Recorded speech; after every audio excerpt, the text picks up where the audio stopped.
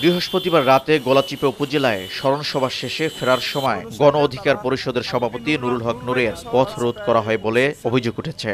নূর দাবি করেন, সড়কে গাছ ফেলে রড, রামদা ও গুলতি নিয়ে হামলার চেষ্টা চালায় বিএনপির কেন্দ্রীয় নির্বাহী কমিটির সদস্য হাসান মামুনের অনুসারীরা।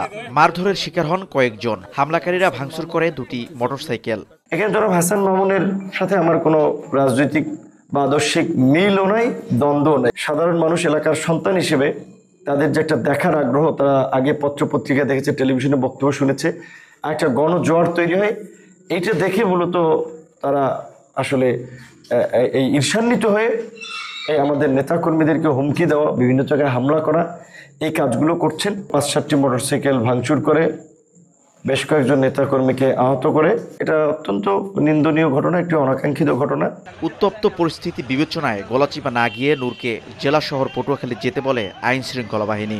তবে গলাচিপা ডাকবাংলোতেই থাকার সিদ্ধান্তে অনড় থাকেন ভিপি নূর।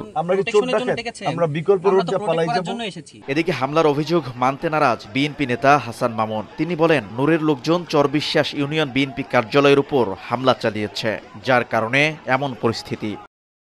বিএনপিকে স্তূপের মধ্যে ফেলানোর জন্য, নিজেকে হিরো হওয়ার জন্য সেইখানে ওই চরবিশ্বাস ইউনিয়ন বিএনপির সভাপতির বিরুদ্ধে খুব বাজে ভাষায় বক্তব্য দিচ্ছে। যার ফলে তারাও প্রতিবাদ, গতকাল সংবাদ সম্মেলন করছে, আজকে তারা একটা সভা করতেছিল, সেইখানে গিয়ে তারা হামলা করছে। এখন এটা নিয়ে পুলিশ তাকে নিষেধ করে, কিন্তু সে যাবেই, মানে একটা মব তৈরি করতেছে। ঘটনার পর থেকে এলাকায় উত্তেজনা বিরাজ করছে।